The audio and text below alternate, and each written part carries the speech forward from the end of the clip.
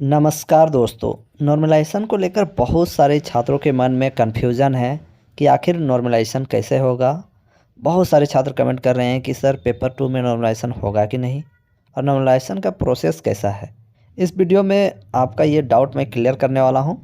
मैं जानता हूँ कि जेटेट छात्र भी मेरे वीडियोज़ देखते हैं और उन्हें कुछ सीखने को मिलता है, तो वीडियो देखें और सीखें, लेकिन बुराई कहीं नहीं मेरा करें, क्योंकि मेरी वीडियो से आपको बहुत कुछ सीखने को मिला है और मिलते रहेगा।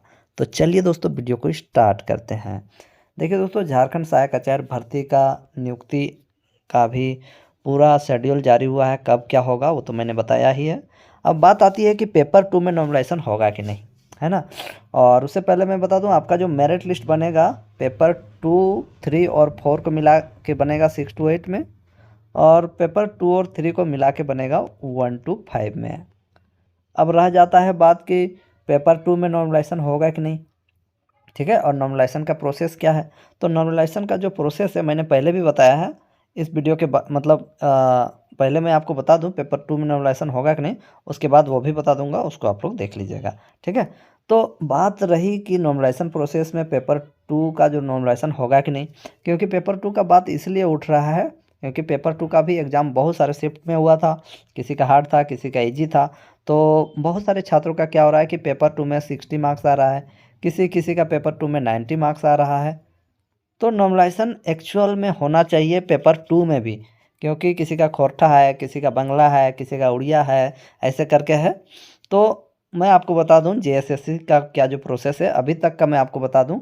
अभी तक जो जेएसएससी ने किया उसका मैं बताता हूं। जेएसएससी ने आज तक जो भी नॉर्मलाइजेशन प्रोसेस किया है, उन्होंने पेपर 2 में नॉर्मलाइजेशन नहीं किया है, ठीक है। आपका जो नॉर्मलाइजेशन जो है पेपर 2 जो आपका क्षेत्रीय लैंग्वेज है, उसमें उन्होंने नॉर्मलाइजेशन नहीं किया है, पेपर 3 में किया है। अब हमारे इस बहाली में करेगा कि नहीं ये हम कंफर्म नहीं बता सकते हैं, हालांकि करना चाहिए। मैं आपको बता दूं, कक्षा 1 to 5 में सिर्फ पेपर 3 का नॉर्मलाइजेशन होगा, ठीक है। पेपर 3 का नॉर्मलाइजेशन होगा जो सबके लिए सिमिलर था, इसका नॉर्मलाइजेशन होगा। और आपका कक्षा 6 to 8 के लिए 3 और 4 पेपर का नॉर्मलाइजेशन होगा। ये अभी तक का मैं बता रहा हूँ। अब इस बार क्या होगा मैं आपको नहीं बता सकता, लेकिन इससे पहले भी जितनी भी बहाली हुई हैं सभी में ऐसा ही हुआ है, ठीक है फ्रेंड्स। तो ये आप लोगों का डाउट क्लियर हो गया कि आपका पेपर 2 में नॉर्मलाइजेशन होगा या नहीं। लेकिन मैं आपको बताना चाहूँगा सभी पेपर का नॉर्मलाइजेशन होना चाहिए मेरे हिसाब से, क्योंकि पेपर 2 में किसी किसी का मान लीजिए वो कुड़माली रखा है, मान लीजिए खोरठा रखा है, मान लीजिए खोरठा रखा है, कोई खोरठा में किसी का 95 आ रहा है, हिंदी वाला का भी 90 से ज़्यादा ही है, किसी का कोई दूसरा लैंग्वेज है तो उसका क्या हो रहा है कि 70 मार्क्स आ रहा है। तो यहाँ भी पेपर 2 में नॉर्मलाइजेशन होना चाहिए, लेकिन जेएसएससी पेपर 2 का नॉर्मलाइजेशन नहीं करता है। बाकी बात नॉर्मलाइजेशन कैसा होगा इसके लिए आप वीडियो में बने रहे और उसको भी देख।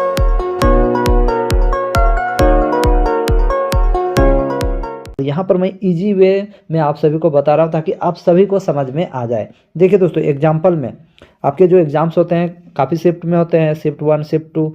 मान लीजिए एक दिन में 2 शिफ्ट हुआ, तो यहाँ पर मैं 2 का एग्जाम्पल दे दिया हूँ। देखिए नॉर्मलाइजेशन किस प्रकार किया जाएगा। आपका फुल मार्क्स दोस्तों एग्जाम का 300 मार्क्स का है, ठीक है, एकदम करेक्ट। तो यहाँ पर मैंने क्या किया है कि शिफ्ट 1 में देखिए, यहाँ पर ये शिफ्ट 1 में देखिए सबके मार्क्स यहाँ 5 लोगों के मार्क्स रखे हैं, और शिफ्ट 2 में मैंने 5 लोगों के मार्क्स रखे हैं। अब यहाँ सबसे पहला जो आप लोगों के मन में कन्फ्यूजन है कि जेएसएससी कैसे जानेगा कि इस शिफ्ट में इजी क्वेश्चन आए थे। तो जेएसएससी कुछ नहीं करेगा, जेएसएससी बस देखेगा या एजेंसी बस ये देखेगी कि किस शिफ्ट में ज़्यादा मार्क्स आ रहे हैं। तो देखिए जैसे शिफ्ट 1 में देखिए सभी के मार्क्स 260, किसी के 250, 220, किसी के 200 और 280। तो यहाँ पर मैंने सिर्फ 5 लोगों के मार्क्स जोड़े हैं। देखिए 5 लोगों का मार्क्स जोड़ के इसका एवरेज निकाला है, ठीक है। तो वहाँ पर क्या करेगा जेएसएससी, टोटल जितने भी छात्र हैं उन लोगों का मार्क्स ऐड करेगा और वो एवरेज निकालेगा। यहाँ पर मैं सिर्फ 5 का एग्जाम्पल के लिए दिखा रहा हूँ। तो 5 का मैंने क्या किया, यहाँ पर ऐड कर दिया और इसको 5 से भागा दे दिया। देखिए शिफ्ट 2 में देखिए शिफ्ट 1 के मुकाबले शिफ्ट 2 में कम मार्क्स आ रहा है। इसका 260 आ रहा है, इसका 220 आ रहा है, 210 आ रहा है, 200 आ रहा है, 180 आ रहा है, 160 आ रहा है, कुल मिला के 970 हो रहा है और कुल मिला के 1210 हो रहा है। अब मैं यहाँ क्या करूँगा, मैं यहाँ ये करूँगा कि दोनों का एवरेज निकाल दूंगा। देखिए दोनों का मैंने एवरेज निकाल दिया। देखिए 1210 को 5 से भागा दे दिया तो हो गया 242। ठीक है, ये देखिए शिफ्ट 1 का एवरेज हो गया 242। और देखिए शिफ्ट 2 का देखिए 970 आ रहा था तो इसको 5 से भागा दिए तो कितना आया 194। ये शिफ्ट 2 का एवरेज हो गया। अब हम लोग यहाँ क्या करेंगे, या जेएसएससी क्या करता है कि दोनों का एवरेज निकाल देगा। देखिए मैंने शिफ्ट 1 और शिफ्ट 2 का अलग अलग एवरेज निकाल दिया, अब दोनों को जोड़ देंगे। ठीक है, अब दोनों का एवरेज निकालना है। इसी प्रकार आपका दोस्तों वहाँ पर कटअप निकाला जाएगा, औसत निकाला जाएगा। ठीक है, एवरेज मार्क्स निकाला जाएगा। तो देखिए अब दोनों को जोड़ देंगे तो 242 और 194 को जोड़े तो कितना हुआ 436 हुआ। अब 436 को हम लोग 2 से भागा दे देंगे तो कितना हो जाएगा 218। यानी 218 मार्क्स इन दोनों, यानी ये शिफ्ट 1 और 2, देखिए ये दोनों शिफ्ट का जो एवरेज मार्क्स हो गया 218 हो गया। ठीक है, अब 218 में हम लोग क्या करेंगे, यहाँ मैं आपको दिखाता हूँ। तो यहाँ पर देखिए शिफ्ट 1 में देखिए इजी क्वेश्चन था, तब इतने अधिकतर लोगों का ज़्यादा मार्क्स आया 1210 आया, और यहाँ कुल मिला के देखिए 970 आया। तो इन दोनों का एवरेज मार्क्स कितना कितना है, देखिए 242 है इसका, और देखिए शिफ्ट 2 का 194 है। अब इन दोनों का एवरेज मार्क्स कितना होता है दोस्तों, इन दोनों का एवरेज मार्क्स जब हम निकालते हैं तो 218 होता है। ठीक है, तो 218 होता है। यानी यहाँ पर क्या करेंगे हम लोग, यहाँ पर अब जेएसएससी क्या करता है कि 242 में 218 को घटा देता है तो कितना आता है 24 आता है। ठीक है, 242 में 218 घटा देता है। क्यों घटाता है, अब यहाँ पर देखिए क्यों घटाएगा, इसलिए घटाएगा दोस्तों यहाँ क्योंकि ये इजी शिफ्ट था और यहाँ पर सबके अधिक अधिक मार्क्स आ रहे थे। ठीक है, सबके अधिक अधिक मार्क्स आए थे, इसलिए यहाँ पर 24 मार्क्स घटा देगा। ठीक है, यानी 242 में 218 घटाने से 24 मार्क्स हो गया।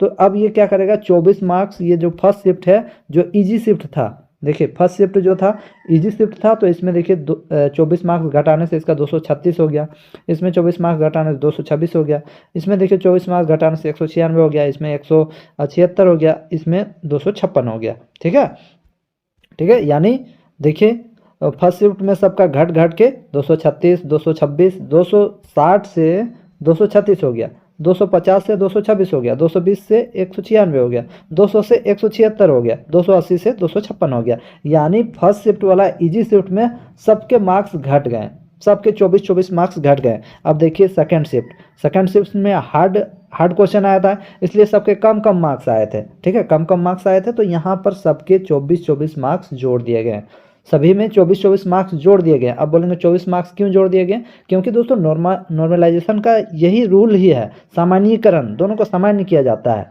ठीक है, तो 220 था तो इसका 244 हो गया, 210 था तो 234 हो गया, 200 नंबर था 224 हो गया, 180 था उसका 204 हो गया, 160 था वो उसमें 24 मार्क्स जोड़ा तो 184 हो गया। अब यहाँ पर आप देखिए इस कैंडिडेट का मात्र 220 मार्क्स आया था, यह हार्ड शिफ्ट का था। ठीक है, और ये कुल मिला के 244 नंबर ला लिया 24 मार्क्स जोड़ने के बाद। लेकिन यहाँ पर आप देख सकते हो ये कैंडिडेट 260 लाया था क्योंकि इजी शिफ्ट में था तो इसका 236 ही आया है। यानी दोस्तों यहाँ पर देखिए 220 लाया था उसका हो गया 220 था उसका 244 हो गया, और जिसका इजी था दोस्तों इसका 260 था वो 236 ही रहा। ठीक है, अब मान लीजिए कटअप 240 गया। ठीक है, मान लीजिए कटअप 240 या 45 240 गया तो मान लीजिए कटअप 240 रहा तो ये पास हो गया, 220 नंबर ला के पास हो गया, और ये 260 ला के भी फेल हो गया। ठीक है, क्योंकि नॉर्मलाइज होने पर इसका मार्क्स घट गया।